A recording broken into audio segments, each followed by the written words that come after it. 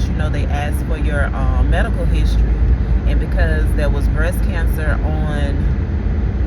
with two paternal aunts and my maternal grandmother, my primary care wanted me to start getting mammograms at 35. And she wanted me to call the insurance to be sure that they're going to cover for me. Well, I never did it. Well, this year, I went to my OB, and she did the self-check or whatever, and she was like, yeah, I'm scheduling you a mammogram.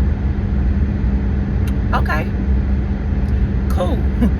So it's been a little bit of worry in the back of my mind, just not sure what's gonna happen, how it's gonna go. And I don't know about you guys, but everybody, all my family, anybody else around me that's had mammograms. Oh, I forgot, I had a great aunt that had breast cancer as well. Yeah, it runs rampant on both sides of my family. But they always would complain about, oh, that's the most painful, most uncomfortable feeling ever. So with that in my mind, plus of what could come out of it, it had me a little worried, a little timid. So I went in and got the mammogram. It was not that bad.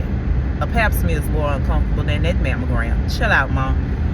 So it just really wasn't that bad or whatever. So that kind of subsided a little bit, and I was okay. Well, about a day or two later, I get a call saying, yes, Miss Colson,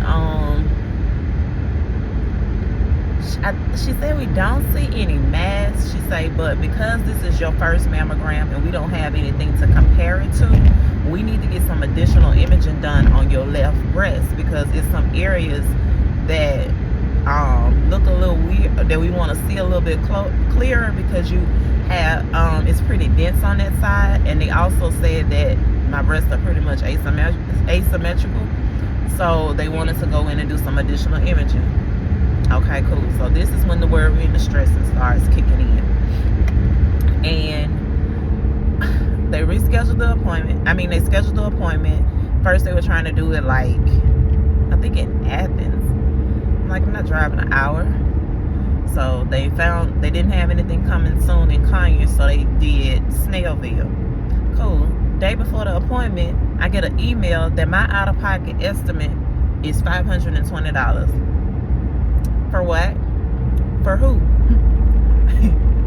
Y'all do know it's the holidays, because this was in November, I want to say, or December. Either way, Christmas coming up between October and December. I was in Mississippi like every 2 weeks. Yeah, no, I ain't got it. So I was like, I'll just reschedule to after the holidays for January. So still in the back of my mind, of course, it's been on me just thinking about it. And of course, the way that our mind works, I've been feeling like different little discomforts on my left side, on my left breast, like little funny, weird feelings. I'm like, am I just tense and need to go get a massage? Is that what it is? Because this just don't feel right. So push forward. I end up having an appointment for today. I called, I had an appointment for Monday, and I scheduled it. I canceled it. The girl ended up calling me and was like, hey, Miss Colson, I'm in the Conyers location, and I see that your appointment was canceled. She said, but we do have some availability this week. And so I told her, I say, I just really still haven't gotten with my insurance company, since it's a different benefit year, to see if they're going to cover it. I say, but I wanted to get with them before I could, I came in, because I don't want to pay $520 out of pocket. She said, well, call our finance department and see. And she gave me the number because I was at work. So I tried calling the people for 2 days, never got an answer. She called me back on yesterday to confirm, because she had rescheduled me for today. So she called back to confirm the appointment. And I told her that, the number that she gave me, nobody was answering. She said, hold on, let me get somebody. So she had me on hold for about 5 minutes or so. She come back. She was like, okay, Miss Coach, you don't have to pay anything tomorrow. She said it is, now mind you, I think in November, it was $520.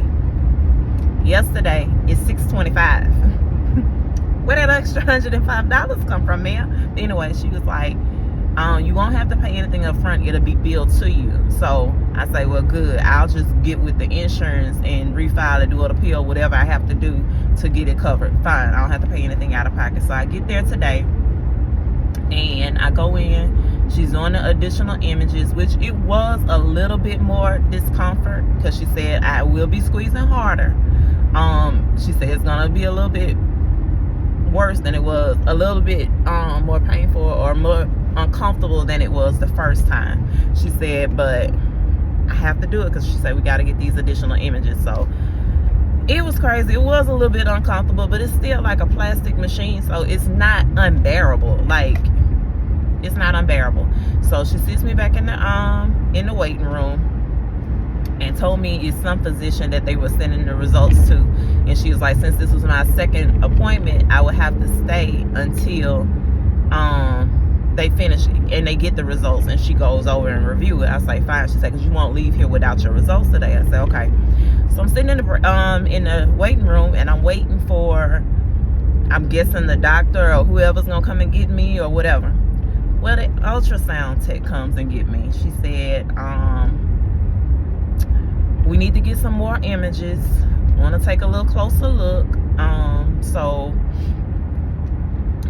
come on back with me. And I'm just like, oh God, what is going on? What is going on? So I'm laying on the table. She's doing the ultrasound, and at first she was just pretty much just scanning, and then she started taking images. I was like, okay. So then I started feeling a lot of anxiety and worry coming in, and as soon as it did what I did, I just started saying, God, I trust you. God, I trust you. God, I trust you. So when she left out, I broke down in prayer.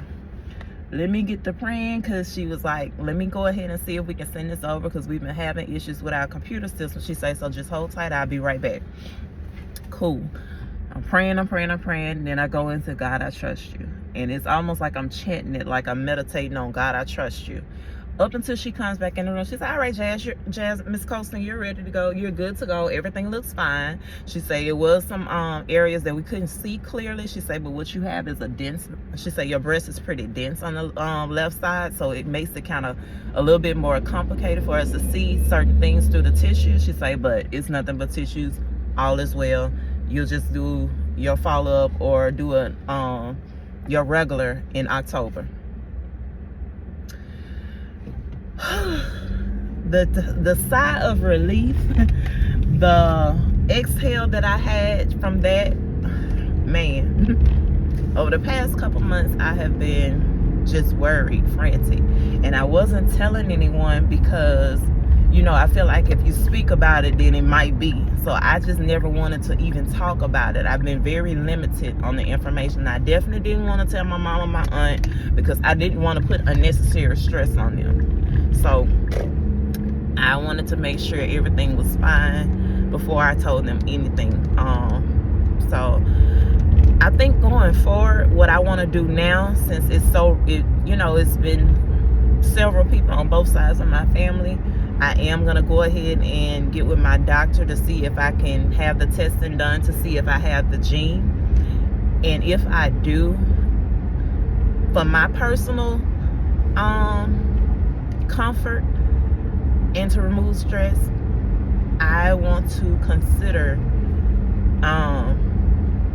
if I do have the gene, I would reach out to my insurance and see what my options are to get a double mastectomy, because I don't want to deal with this again. It does not feel good.